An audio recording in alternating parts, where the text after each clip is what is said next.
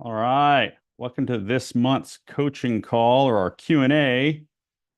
Glad you guys are here. We will get rolling. Looks like we're good. We're streaming on a couple areas. Now, if you're streaming, if you're watching us on YouTube or on Facebook and you want to actually join in the actual call, I've got in the description how you can join.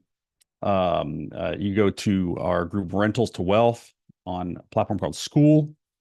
You can join and actually interact and talk with us here. So for those that don't know, I'm Blake Choisnet.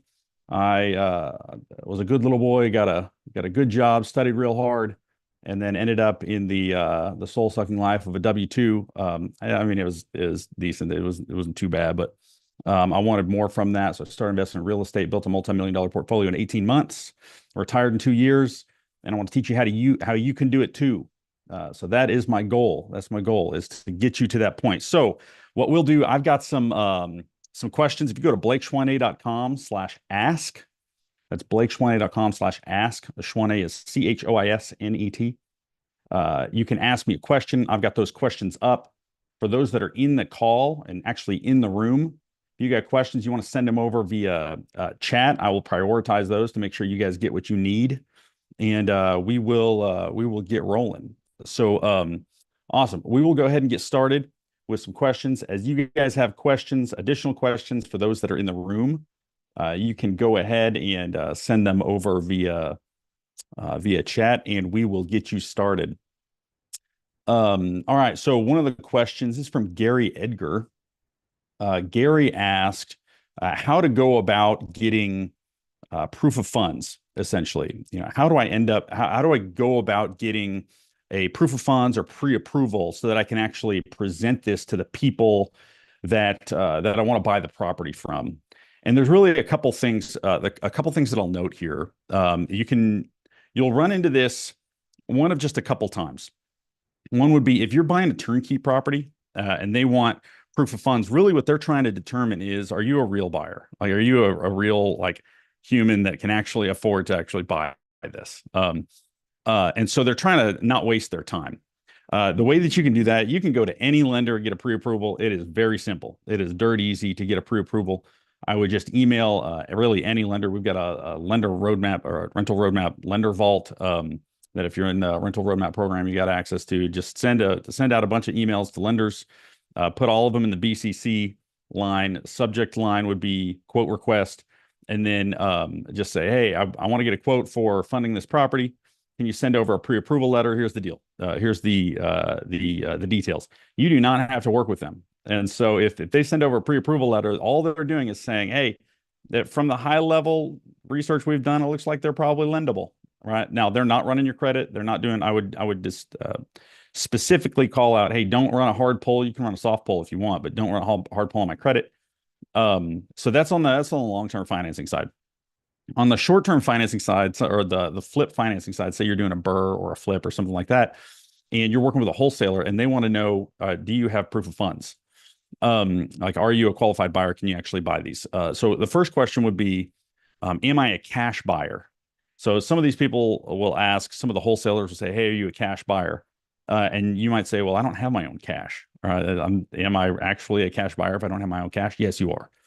Really, what they're trying to consider, or what they're trying to figure out is, is this person going to be able to close fast? And so if you're working with hard money or private money, or you've got your own money or a home equity line of credit, you qualify as a cash buyer. So just get that one out of the way. The other one is, let's say I don't have my money and my private money lender, I haven't locked down yet, so I can't really use their information. Hard money lender, how can I get a proof of funds from them? Oftentimes when you request a proof of funds from a hard money lender, they'll say, well, just bring us the deal and we'll give you the funding information. It's kind of a chicken and the egg situation where you're like, well, I need the proof of funds to be able to get this guy to actually consider me as a real investor, like a legitimate investor.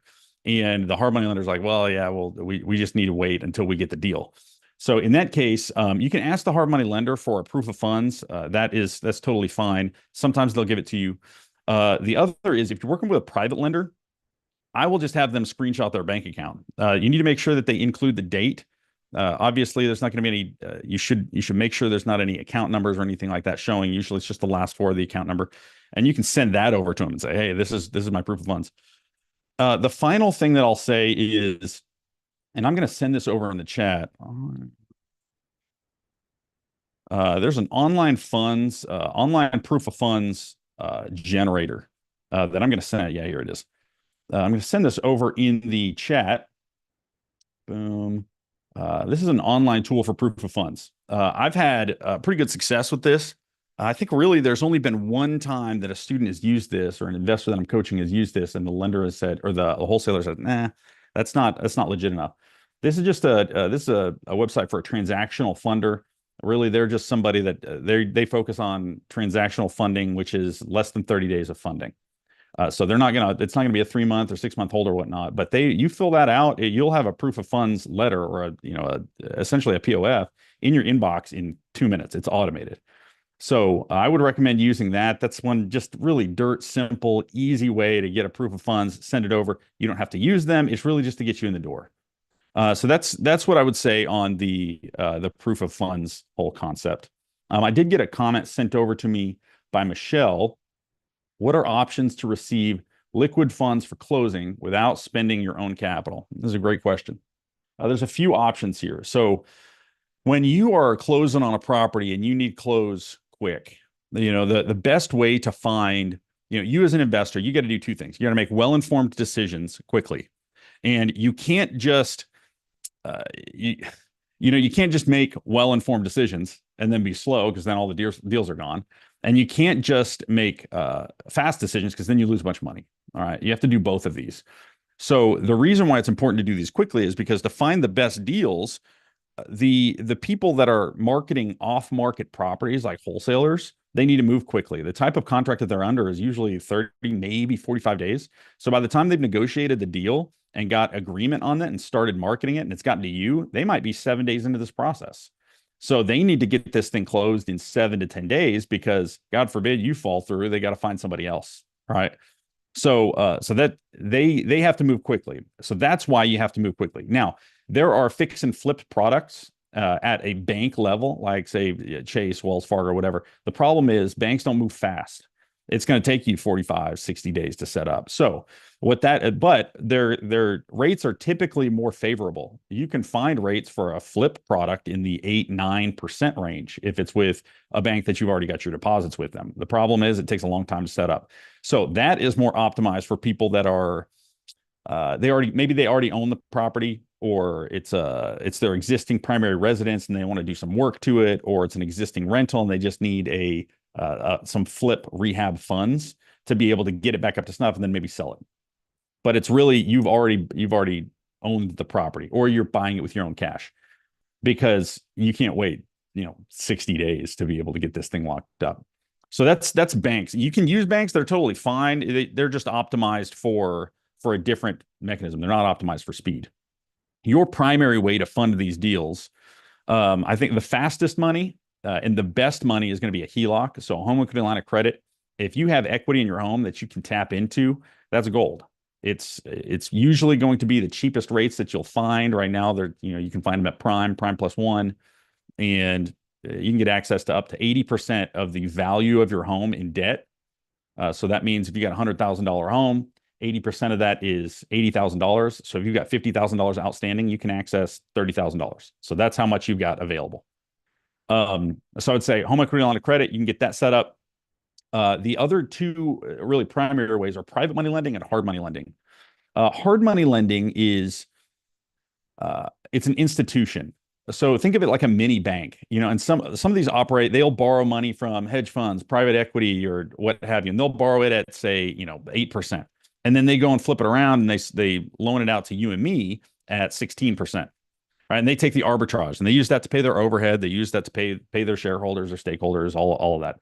And that's fine. But it's important to note they are an organization, right? They're an institution. And the reason I clarify that is because a lot of the hard money lenders are marketing themselves as private money lenders, because they know how valuable private money lenders are. And I'll tell you why here in just a moment. But hard money lenders, the reason why it's important to note that they actually have a larger organization, because the bigger the organization gets, the more rules you have to have, the more systems you have to systems and processes that you have to define, and then you got to go to your boss to ask for approval. All right, so these types of people, the loan originator that you're talking to get approval to give you a loan, they got to go to loan committee, or they got to go to their boss and say, hey, I want a loan to them. The same with a local bank, right? If they're giving you a loan, a small business loan, they're going to go and say, hey, should we loan to Michelle, or should we loan to this other Joe? Right. And Joe wants to build, he wants to start a snow cone stand in Ontario, and Michelle wants to buy real estate in this, this booming market. Michelle's probably a better option. Right. The reason that's important is it costs time. So one, they can't close as fast. And two, their terms are usually more expensive. So for a first-time investor, doesn't mean you can't get money. What it means is you're usually going to pay higher rates. So you get certain benefits once you have more doors under your belt. You just kind of have to pay the piper on the front end. So if it's your first deal, you could see rates as high as 14%, maybe 15%, and 2 points origination on hard money. But all that to say, hard money is good. I've paid really expensive money on hard money. And if the numbers work, the numbers work. That's fine. And if they don't work, you have to adjust your underwriting to make the numbers work and offer the number that makes the numbers work. And you might lose out on the deal. That's fine. But at least you made it to where the numbers for that deal work for you. So that's hard money lending. They will fund up to 90% of the purchase price and 100% of rehab. Meaning you got to come with 10% of the purchase price. So if it's a $50,000 property, you got to show up with $5,000, and then they will fund all the rehab.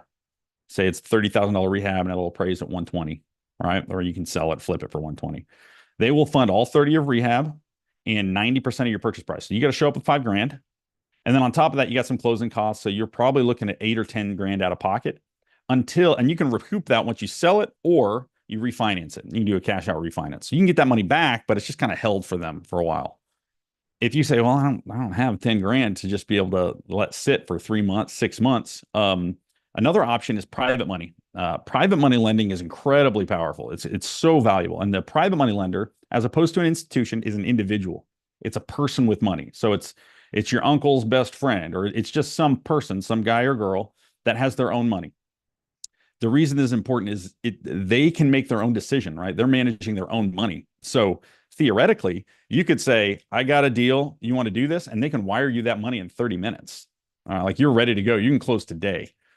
That's the benefit of it. But the reason why it's challenging is it's hard to get. Like it's hard to actually find that money. It's not hard money lenders are ubiquitous. They're all over the place. If you just spin around in a circle, throw a rock, you'll hit one. They're kind of like insurance agents, right? There's a lot out there, or gas stations. There's a lot out there. It's not like you have to find the perfect one. Private money lenders are a little bit more hidden, but the reality is there is so much money out there. There is more money out there than you could possibly imagine. You just have to find the right person for finding private money lenders. You're not trying to get everybody to lend to you. You're not trying to get your poor buddy from high school that doesn't have any money, is trying to figure out where rent's coming from to lend to you. That's just not going to work. You're trying to find the right people to lend to you. And when you find the right people, it's like giving them a glass of water in the desert. They're thrilled. They're super pumped. Those people, they have 3 qualities. One is they don't like the volatility of the stock market. So they don't want to put their money into the stock market that can be controlled by somebody else. So Reddit takes over something, or that, someone tweets something and it goes up, down, and around. They don't like that type of unpredictable nature. 2, they want to make a higher return than their bank account. Their bank account, their savings account at Wells Fargo or BOA is making 0.23%, and they want more on that. And then 3, they want it to be secure. They want it to be reasonably protected. And in this case, they have a first position lien on the property. So those 3 things are really attractive to them. I would bet within 4 doors of where you live, there's some old lady driving a 92 Toyota Corolla that has $4 million in her 401k and is trying to figure out how can I grow this and make, give me more time, more money to spoil my kids or my grandkids, I guess, at that point. That's the person that you're looking for. But the reason why private money is so valuable is it moves fast. And the rates are usually pretty reasonable. I've got private money, 5% all the way up to 12%, 2 points origination. If some people will loan with their HELOC, and in that case, sometimes it can get a little bit more expensive, but they can move really, really fast. That's one of the benefits. The other benefit is the way you pay the money. With a hard money lender, they're going to want draws every single month. So let's say you've got a loan for $70,000 at 12%. that interest payment's going to be 1% a month. So that's 1% of $70,000. That's $700 a month. You have to pay that out of pocket. So if it's a 4-month rehab, you've got to pay another $700 a month, right? $2,800 that you can't get back until you refinance or you sell the property. With a private money lender, you can negotiate the terms. So you can pay it as a balloon. So that $700 a month just accrues, and then you pay it at the end. And the reason why this is so awesome is you can pay it with the equity of the property.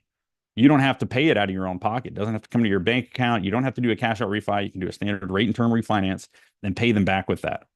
But so those are the main ones. HELOC is one. If you don't have equity, then hard money lender is another great option for actually sending cash at closing. And then a third would be a private money lender. There's also some other things that, Michelle, like you can do some business funding. There are groups out there that'll set you up with business lines of credit, or they'll set you up with 0% interest credit cards and get you access to $150,000. I would just give you a few things to note.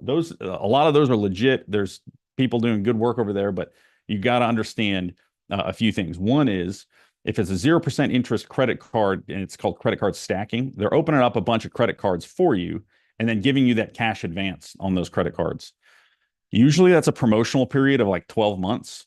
And if at the end of 12 months, you have even a dime left over, they're going to charge you 12 months interest on the entire balance.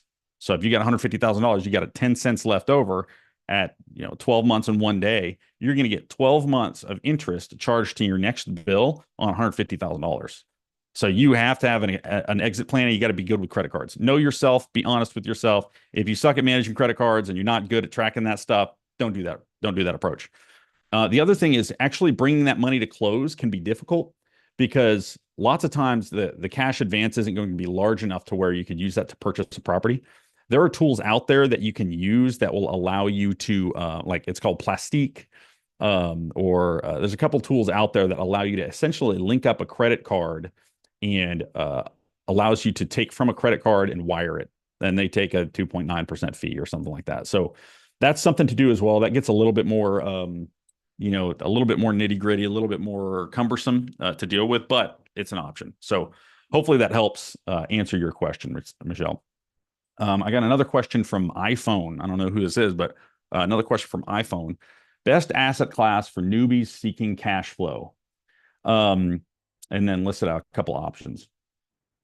For rookies that want cash flow, this will all come down. If you're in the rental roadmap group or the Rentals2Wealth free community, I go through some different strategies for new investors to consider in the 7-day fast start. And we've got a few of those days up, but the core component, or the core thing I want you to hear here, is it depends on a few things. It depends on your goals, and it depends on your constraints. So your goals being, what do you actually want to achieve? You want cash flow, all right? You said you want cash flow, and then maybe wealth generation secondarily, all right? And then your constraints are primarily time and money. How much time do you have, and how much money do you put toward it? All right. If you're starting with $500,000, you should probably, and you just need to create $2,000 a month of passive income, you should use a different strategy than somebody who's starting with, $5,000 and they don't want to put that toward real estate. They just want to have that as some safety money, and they want to create passive income. All right. So assuming that you want to create passive income, my recommendation for most people is to start with single family and small multifamily. And there's a few reasons here. One, it's ubiquitous. There's a lot of them all over the place. Storage is less. It's also more time intensive. Multifamily, I'll get into that here in just a moment, but it's ubiquitous. They're all over the place. Two, if you are, let's say that you want to run, you want to get better at running. So you say, I'm going to sign up for the Boston Marathon. But all you've been doing for the last 5 years is sitting on the couch eating potato chips. What makes you think you can run a marathon, right? And not hurt yourself or like injure yourself, and it be a pretty significant, or the same thing with climbing Mount Everest. That's like a dangerous thing. People die doing that. Just because you went and hiked in your backyard and went up some 10-foot hills doesn't mean you should hike Mount Everest. And the reason I say that is not to discourage people from going big.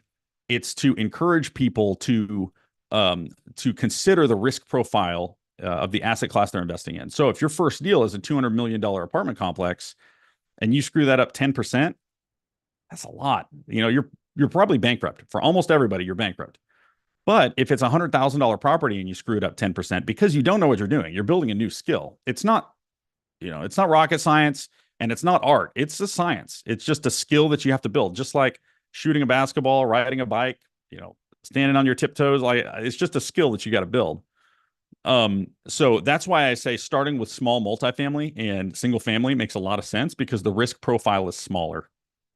Meaning if you screw it up 10%, maybe it's $10,000, but at least you can eat, at least you're not bankrupt. And when I say risk, when we talk about risk, we're talking about two things. Risk is made up of two things. One, what's the likelihood that something will happen? And two, what's the cost that it happens? Right. So what's the cost if something goes wrong? And this is for risk in general, not just investing. In investing, we can put a number to it, but it's the same with relationships. What's the, when I was starting to date my now wife, I was wondering, is this, you're dating with the goal of marriage, and you say, oh, what if this goes wrong? Well, okay, there's not a number that I can put to that. It's an emotional cost. It's a time cost. It's a, headache, heartache cost. And then what's the likelihood that that happens? So an example of this would be, airplanes. Why do people fly on airplanes? We just saw Scottsdale Airport had a collision on the with one of their smaller, I think it was a private jet on at their airport yesterday. So why do people fly on commercial jetliners? If that goes down, the cost is you die. You're not going to survive that, barring just a supernatural miracle. But the reason why people do that is because the probability, the statistics of that happening are very, very low. It's 1 in 11 million. It's something like 500 times safer than driving. So when we look at risk, what we want to do from a real estate investing perspective is put a number to it and say, what if this happens? First, pick something that's very unlikely and then put a number to it. That's how we evaluate, is this risk something that I'm willing to take on? So if you go through, and I work on this with my students all the time, when we go and underwrite a deal, if we have a margin of error, we want to do a most likely case and then do a tolerance test. What's my worst case and my best case? My best case is, I walk away at refinance with $15,000 and I cash flow $350 a month. My worst case is I got to leave $5,000 in the deal, but I'll get that back. It's 100% cash on cash. I'll get that back in the first year. That's a pretty good worst case scenario. So the question then becomes, are you willing to trade the potential of this worst case scenario happening for the upside? And then the only deciding factor there is there's some courage involved, but if you don't have $5,000 to leave in a deal, then you can't do it, right? Your bottom end, your protection, your risk profile just has to be constrained. So when we talk about what strategy or what asset class to start with, that's my recommendation, is to start with single family and small multifamily, build up your skills, and then scale from there. Because the difference between a single family and a duplex is almost zero. The difference between a duplex and a quadplex, almost zero. Difference between a quadplex and eightplex, very small. 8 to 16, 16 to 30, right? You can build up those necessary skills so that as you're closing larger assets or larger asset classes, you have the fundamental skills built out and you just adjust a few things. You learn a few small discrete things instead of having to learn them all at the same time. So that's what I would say on that side. The reality is, though, there's 1,000 ways to make lots of money in real estate. If you just focus, you pick one and you just focus, you'll be successful. The biggest problem that you're going to run into is if you try and do everything all at once.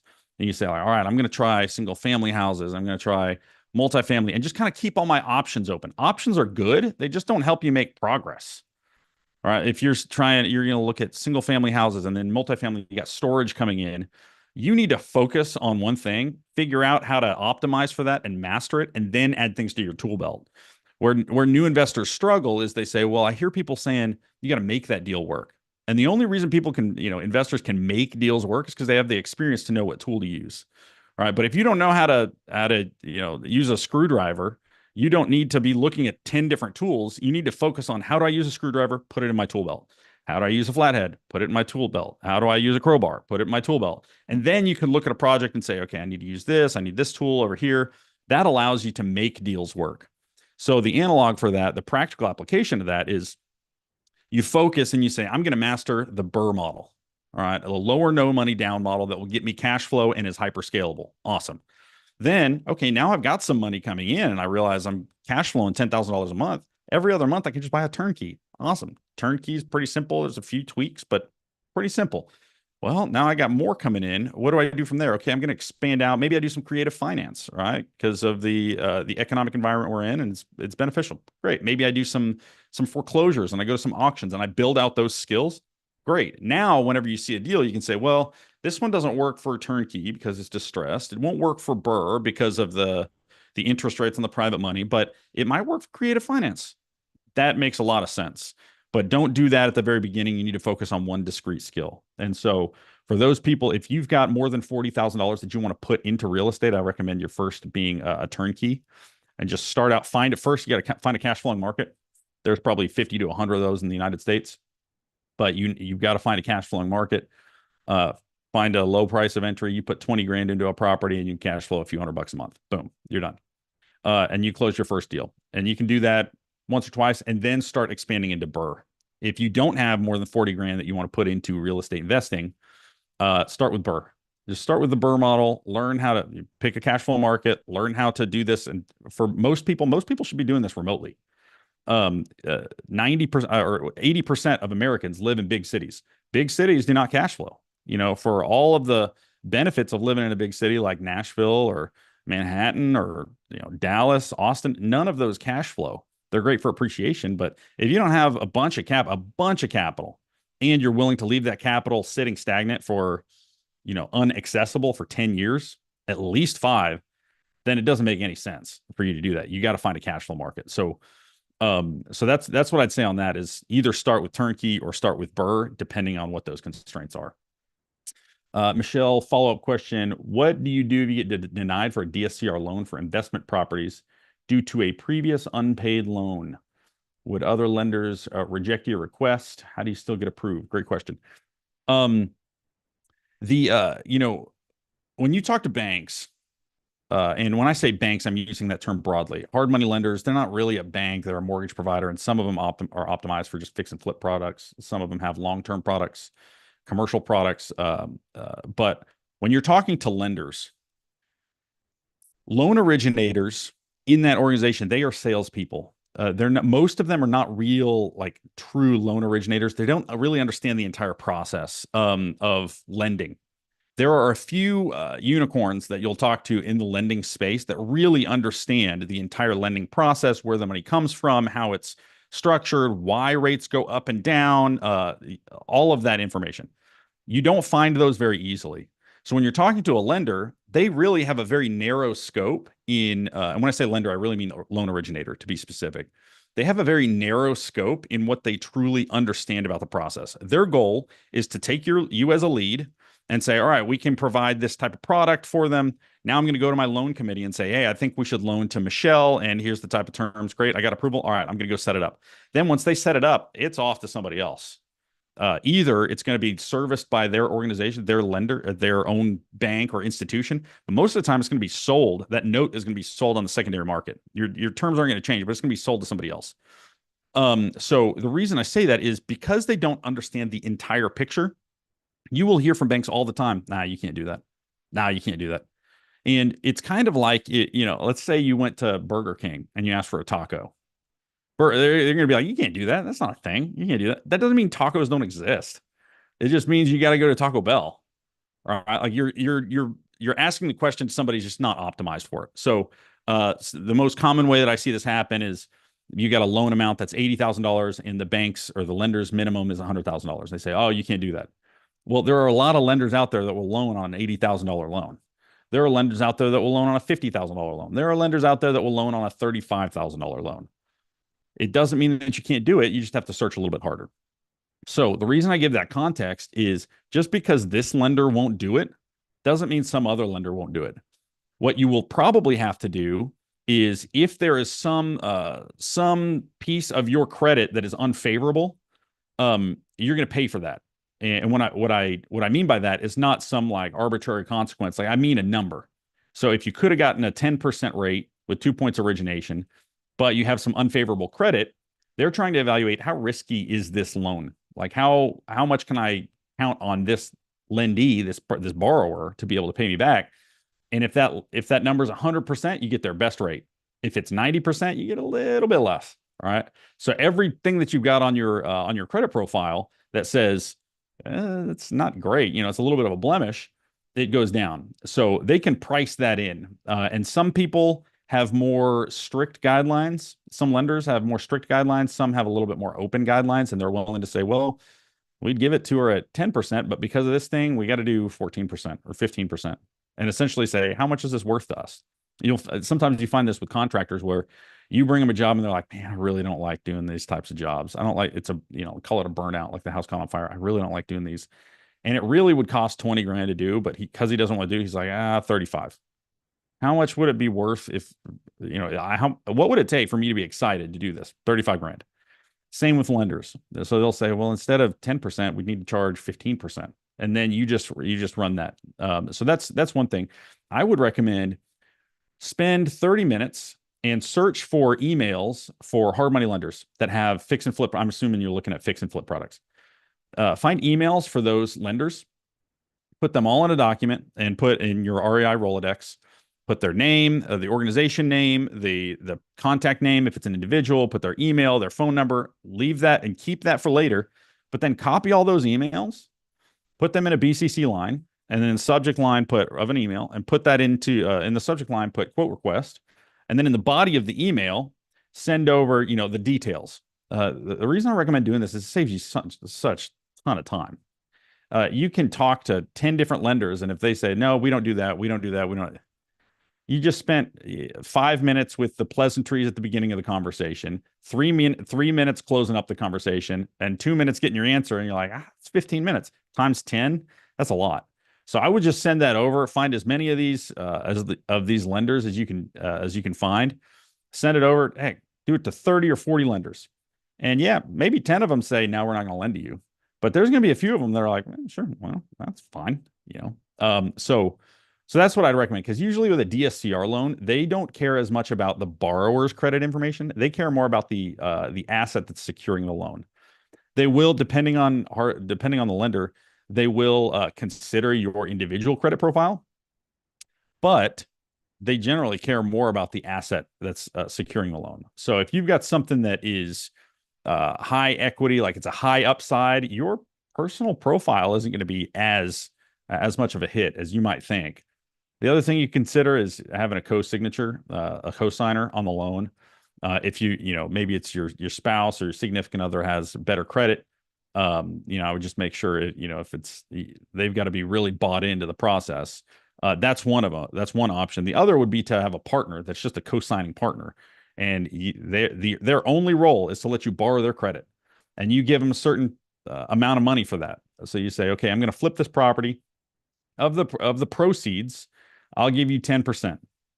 All right. And all I ask is that you let me borrow your credit. So you act as a co-signer. I'll give you 10% of the proceeds. You have no downside, only upside. And they can help co-sign for you. Boom. Maryland. So if you send it to 20 or 30 lenders, won't they run your credit to verify approval? Or will they give you a pre-approval prior to running? Great question. Make sure that you tell them, one, they should be asking your permission to run a hard credit pull. There's two types of credit pulls. Soft pull doesn't matter. It doesn't affect anything. It doesn't affect your credit. You can run 10,000 soft pulls a day or a minute, and it's not going to affect anything. So they can run a soft pull. A hard pull is an actual formal request and pull of your credit. So that affects your credit rating. I want to say you get 6 of those for free every year before it starts affecting your credit. So make sure you identify a good lender that you're going to go with before you do. You've essentially not necessarily committed to them in any formal way or legal way, but you have mentally and emotionally committed to working with them before you let them do a hard pull. The soft pull is pretty much going to give them what they need. If they need insight on what your credit report is or your credit history is, go set up an Experian.com account, download your report, and send it over to them and say, this is what we're going to find. This is what we're going to find. So what do you need? I don't want to do a hard pull yet, but this is what we're going to find. What they're trying to protect from is if you say my credit's 780 and then they run it at 650, it just changes everything. So just be clear with them and, take your lumps wherever you can, wherever you have to. But I always, even though they should, and I want to say they're obligated to do it. They're like legally responsible to get your formal, clear permission, usually in writing, to pull a hard credit pull. on your profile, but I make sure to leave no rock unturned. And I say, hey, send over a quote. Do not do any hard credit pulls. You can do a soft pull, but don't do any hard credit pull without written approval from me. So I would recommend that. You can get a pre-approval without running a hard credit pull. You can get a pre-approval with just a soft credit pull. Heck, you can get a pre-approval with a verbal, hey, here's my credit. It's zero commitment, and it's zero commitment from them too, right? If you get into the actual underwriting process and they realize, oh man, the business we thought we were lending to is different. It's got a different profile. It's got different risk, all that stuff. They don't have to guarantee anything either. Um, Yeah. Okay. Yeah. I see your comment on there, Marilyn. Awesome. Yeah. Great questions. So yeah, that's what I would say on the credit pull is just make sure that they know ahead of time, hey, I'm specifically not giving you permission to run a hard pull, especially if you're sending it out to 20, 30 lenders at a time. And usually when you're asking for quotes, the reason why I think that's so important is we live in an environment like a free market economy. Competition is key. It's so valuable. I mean, you get 30 quotes. Out of those 30, they'll probably fall into three tiers. The bottom tier is the rates are terrible, and they're not even going to consider them.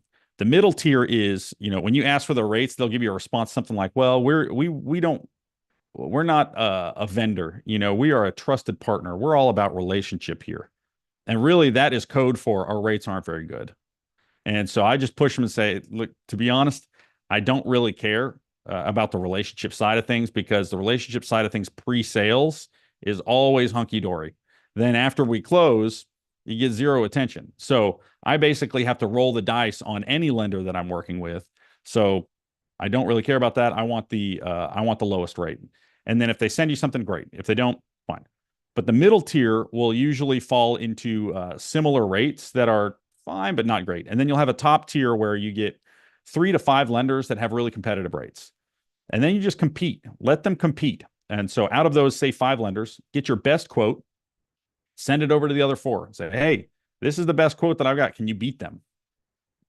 If they are by far and away the best quote, I would actually send the quote over and say, hey, this is the quote that I got. Can you beat them? These guys, they want to compete on it. They're salespeople. I have had brokers tell me, do not pick another loan without giving me the chance to beat it. They have restrictions. I don't know if they're actually government regulations, but they are at least organizational restrictions that they cannot give you their best rate on the first go. It has to be within a certain tier. They can't give you their best rate on the very first bid.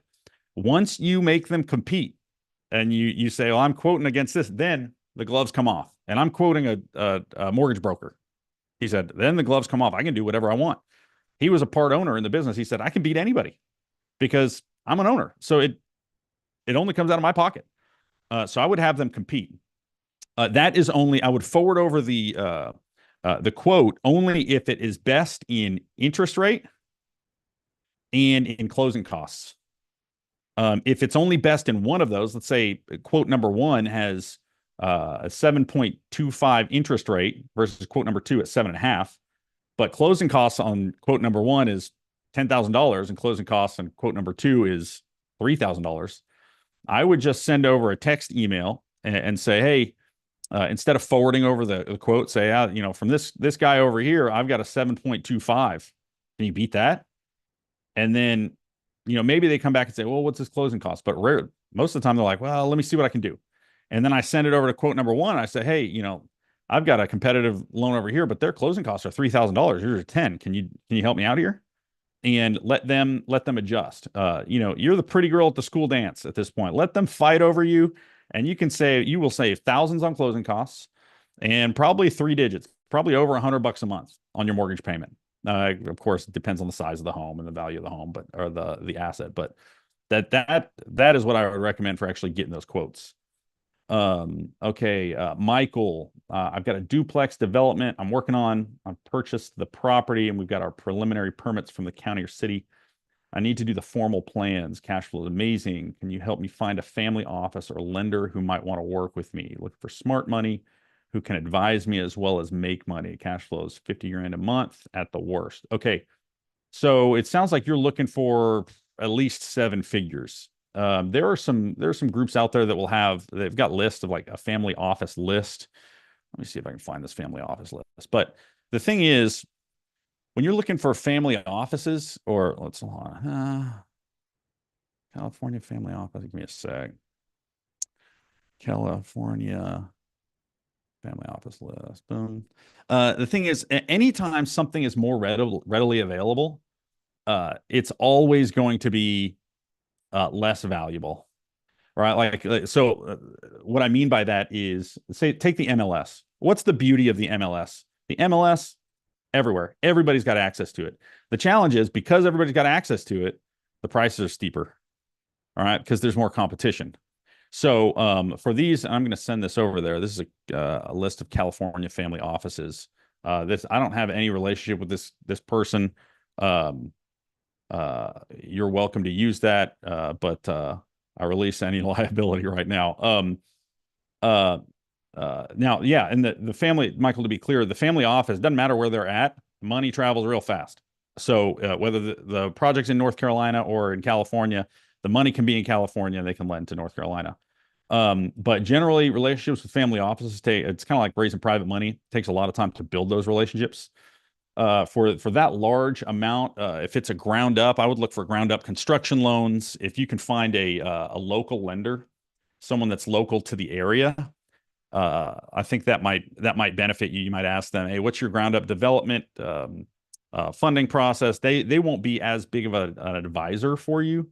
They'll just be a bank. But yeah, that's something that I'd recommend there. On the advising you part, uh, usually when you're splitting partnership on a development or a property, there's a few different components that you're trying to control for. The more value you bring, the more of a split you get. So if you're bringing the money and you found the deal, maybe it's 50-50. But if you're just bringing the money, maybe it's 25-75 on equity. But if you're bringing the smarts, the know-how, and everything else except for the actual management of it, maybe it's 80-20 for the person bringing most of it. So that's what I'd say on that front.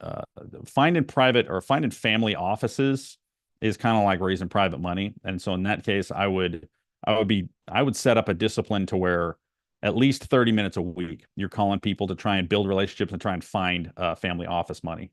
And so what I would say there is, I would have your 30-second pitch and I'd have your kind of 45-minute call schedule outlined, where your 35-second pitch or your 30-second pitch is, "Hey, Joe Bob, I'm investing in real estate. I've got this ground up development that I'm looking for financial partners on. This development and this type of project is perfect for people that are boom, boom, boom," and give them three things that they're perfect for. So private money, it's perfect for somebody that doesn't like the market. They don't like the volatility of the market. They want a higher return than their Bank of America, making 2.25% on their savings account. And on top of that, you've got, yeah, it's secure. They want safety, right? Those are the people that it's just gold for. Anybody that would be valuable for? So intro, the three things that it's really perfect for, and then ask them, do you know anybody? Not are you interested, but do you know anybody? What this does is, one, it allows them to self opt in, and two, it also allows them a gracious way to opt out, right? So it allows them to opt in, a gracious way to opt out, but it also allows you to connect to their entire network, right? So they can say, "No, I don't know anybody," but oftentimes they might say, "Yeah, I do know somebody, but in addition to knowing somebody, I'm interested." I've had so many people opt in that way. So that's what I would say for raising money and trying to find a family office. Da-da-da-da. Yeah, for that. I mean, hey, that's a great question. I like it. I don't know anybody that's looking for a development like that. I know people. I know some guys putting together syndications that are looking for some money.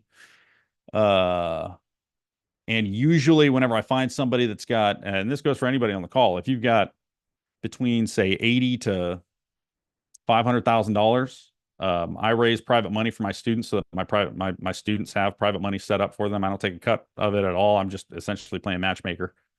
But so usually, if I'm talking to somebody that's got that amount of liquidity that they want to make some money on, make 18%, 20%, I'm usually locking them down to loan to my students. But But I tell you what, if I find anybody that's let me know about how much you're looking for, and I've got your information. You had to log in, so I've got your email. If I find anybody, I'll send over. So boom, yeah, yeah. Finding someone who can syndicate. If you're working with, this is another strategy. Like I mentioned earlier, you really want to focus, but strategy for investing, syndications are great. If you've got money that you just want to park and make some money and get some return, awesome. And maybe you don't need the monthly or quarterly dividends. That's fine. You have to find the right syndicator. A lot of people out there doing some shady stuff. Even Grant Cardone's fund, they cut off all dividend sharing to their people under the what they communicated as to protect the investment. But if you're investing in a syndication and you're planning on a preferred return of 12% or whatever that return is, and you're planning on having that cash flow coming in as a dividend, or you don't have any control. You can't really get out because you signed an illiquidity agreement. You got 3 to 5 years that's sitting in there no matter what. You can't pull it out, and they cut off your distribution. So yeah, you need to figure out. You need to find somebody that's a strong syndicator. So, but yeah, really, really great points. Yeah, yeah. You never get a chance to make a first impression. But what I will say is, don't let that stop you from trying. I think a lot of people think, man, especially when they're raising private money, they're like, what if I make an idiot of myself? What if I look stupid? Well, anything worth doing is worth doing poorly at first, and then just figure it out. Like, just grow from there. So if you're trying to pitch somebody, start by pitching with people that you love and that trust you and care about you, and just say, hey, will you practice with me? Like, I'm just trying to get better at this, and I want some practice runs. The reality is everybody hates role play, but it's so effective. It is so effective because you just you get more comfortable. And when you start, what I would recommend when you start a role play in a situation like this, say, hey, I'm not going to stop until like we're done. So don't in the middle say like, man, I need to reword that. Like, for the reason is important. When you're going through a role play and you force yourself to do that, it forces your brain to like come up with a solution. The same way you would have to if you were in a call and you're like, I just stumbled over my words. I look like an idiot. Right. You've got to figure out what the next step is. So force yourself to actually work through that and then follow up on the mistakes later. So that's what I'd say on that side. Okay. Other questions over here that I got at blakeshwanay.com/ask. Troy says he's a startup. Great. Henry asks, what are the most effective ways to find motivated sellers? What I'd say on this is more on the wholesaling side of things. I'm not focused on wholesaling as much. I'm focused on long-term rentals, cash flow assets. So, but what I would say is when you're looking to find motivated sellers, this can be interpreted as wholesaling, but there's really 3 ways that you can find deals as an investor. There's on market, like MLS, right? Publicly available information. There's off market, and then there's direct to seller. In this case, Henry would be going direct to seller. What I recommend is the first 2 for new investors. Start there. Start with on market and off market deals. So optimize for wholesalers and finding things that are off market, and at least set something up with the MLS. Now more than ever, there are lots of value add distressed properties on the MLS because it's just ubiquitous. There's also a ton of online tools, tons of online tools that you can use to like Investor Lift and things like that you can, or LoopNet, Zillow, you can set up alerts that will send this information directly to your inbox. So that's what I'd say there. That's what I'd recommend for a new investor, is to start with the first 2 and not do direct to seller. Not because direct to seller isn't valuable, but because when you're starting out, if you're trying to build cash flow so that you can retire or be work optional or whatnot, you usually don't have $500 to $1,000 to $3,000 a month in marketing spend that you can burn. And for direct to seller, you're going to need a marketing budget. So even if you're just starting out, $250 a month, you need that to be able to send mailers. If you're sending postcards, that's 50 cents a postcard. $250 a month only really allows you 500 postcards. At a 1% response rate, which is pretty standard, you're really only going to get 5 responses. And let's say 2 of those are someone asking, they're grumpy because they're saying, how'd you get my information? The other three, you've got to then have a conversation with. So it doesn't really get you a whole lot of leads, right? So let's say of all of the people you talk to, you close 10% of the real leads, not just people griping. That means it's going to take you 4 months to find one and actually close it. So direct to seller can take a lot of effort. Now, that being said, really going direct to seller, you've got to generally you're going to find a list, you're going to contact that list, and then you got to close the deal. So I would focus, Henry, on your sales skills and figuring out how do I manage a conversation and how do I understand their goals and figure out if I can help them. Because the reality is, if you can't help them, you're not going to be able to lock this thing up. I remember I was talking to a friend of mine who started a tech company, and we were talking about private money lending. This is earlier in my journey, and I said, hey, you can put some money in 6 months, you make 20% APY. That's pretty good. And he said, well, I started this tech company. I kind of bootstrapped it. I have this algorithm that I developed for stock trading, and I can put $5 grand in and get 60 out. And it takes 2 to 3 hours a day for 3 to 4 days, and I can make that happen. Like, well, okay. Well, if that's your goal and you're okay putting 2 to 3 hours a day, 4 days a week to be able to do that and bootstrap your tech company that way, I can't compete with that. I'm not going to give you an 8x return or whatever, the 6x return. I just can't do that. So I just said, I'm not a good fit for you. Now, if you want something that's way hands off, great. I'm a great fit for you. But you've got to understand their goals and then figure out and communicate how you can actually help them meet their goals. That would be the number one area that I focused.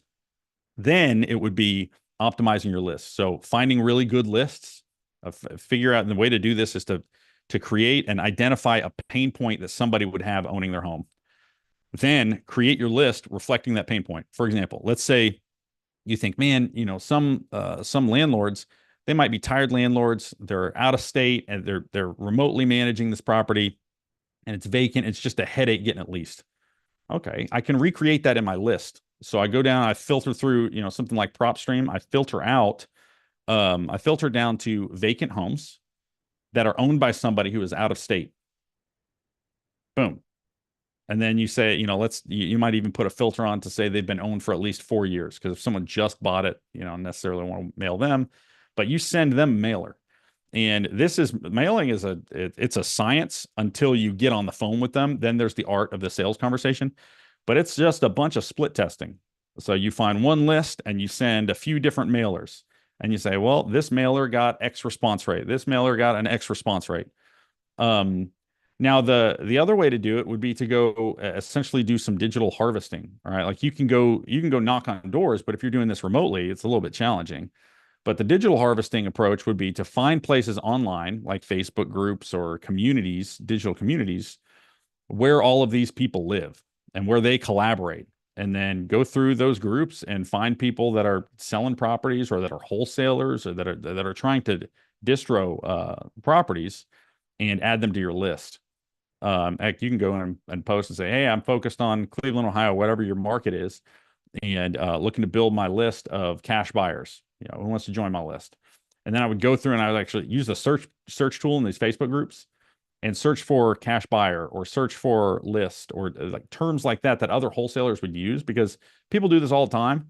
And you'll get 20, 40, 100 comments in the comment section with just emails of people. And you throw them on your list, and then you can go ahead and market to them. But so those are some suggestions that might help you out. All right. Next question. Okay, we got a question over here in the comment. iPhone, considering splitting an apartment complex between long-term and furnished midterm rentals. Is that dual strategy a detriment to selling that apartment complex? Shrink the buyer pool. Well, one of the reasons I like single family is they're so liquid.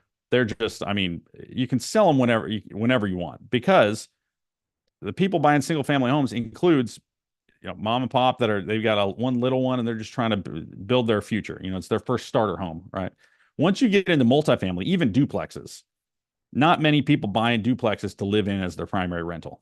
All right. They're generally investors.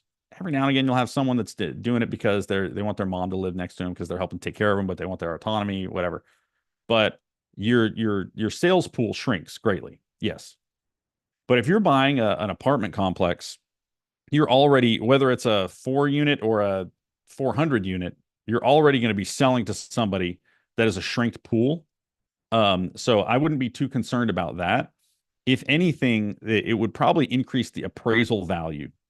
So with multifamily, larger multifamily, there's a few different ways to evaluate the value of an asset in real estate. With single family, you can do comparables or comps, meaning you're looking for something that is comparable to that property. So if you got a 4 bed, 2 bath, 2,000 square foot house, you're looking for other 4 bed, 2 bath, 2,000 square foot houses that are within, say, half a mile, built within 10 years of each other, and you can make a comparison to say this one sold for 200, so mine, I don't have a 2 car garage. I've got a detached, covered parking area, so maybe mine's worth less. Maybe it's worth 190.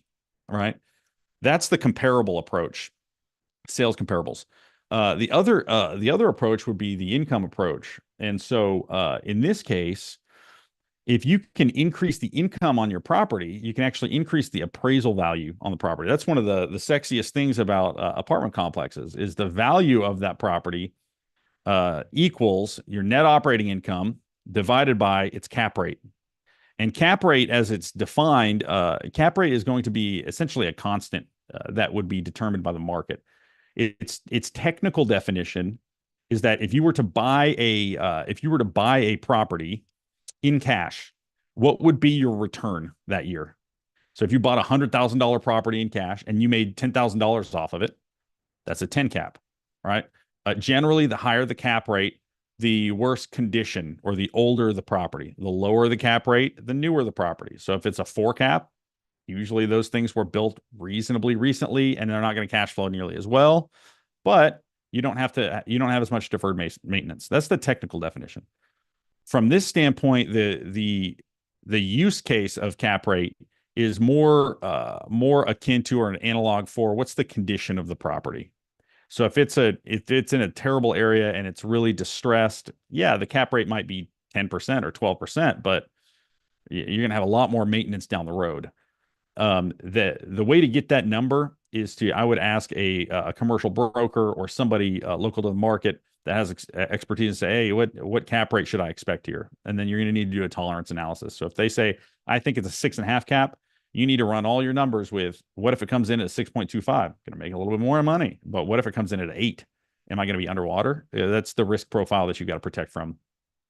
But if you can do that, if your income is $10,000 a month, and then you can increase it to, say, by half of them doing midterm rentals to $15,000 a month, your purchase price of the appraisal value of your property is going to go up 50%, generally speaking.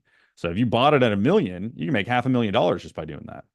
Now it's gonna require more management. It's gonna be more management intensive, require more time. If you've got a property manager doing it, the midterm rental process is very different. It's more hands-on. You have more assets that are being held, like couches and beds and stuff like that. But I've seen people do this really successfully with traveling nurses. The traveling nurse world is slowing down. It was a lightning speed during COVID. It's slowing down a little bit just from what I'm seeing people in the midterm rental space. But if you can connect with a local hospital and be reasonably close, sometimes those hospitals have organizations where they actually place the nurse in the housing. Other times they are advising the nurses like, hey, these are the areas that you can work with, and here's your stipend.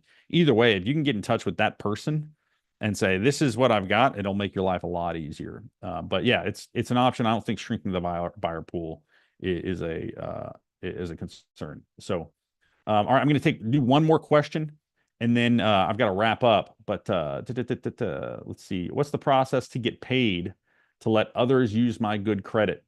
You got to find somebody that's got bad credit and needs to borrow your credit.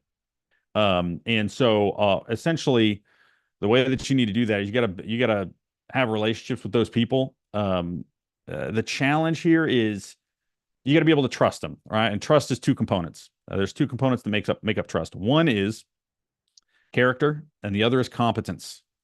For example, my brother is my best friend. I trust his character. I do not trust his ability to operate on my brain. I will not let him be my brain surgeon. He's an idiot when it comes to brain surgery. But what I would do is if I got hit by a bus, I'd give him my son.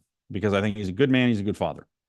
The opposite is also true. There's lots of brain surgeons. There's some brain surgeons out there. I heard a story recently about this world-renowned doctor that was awesome, and then they found out that he was actually doing sketchy stuff, like whenever people were under, right? And so, like I think the specific thing was he would put his alma mater's logo, he would etch it into some of their muscle.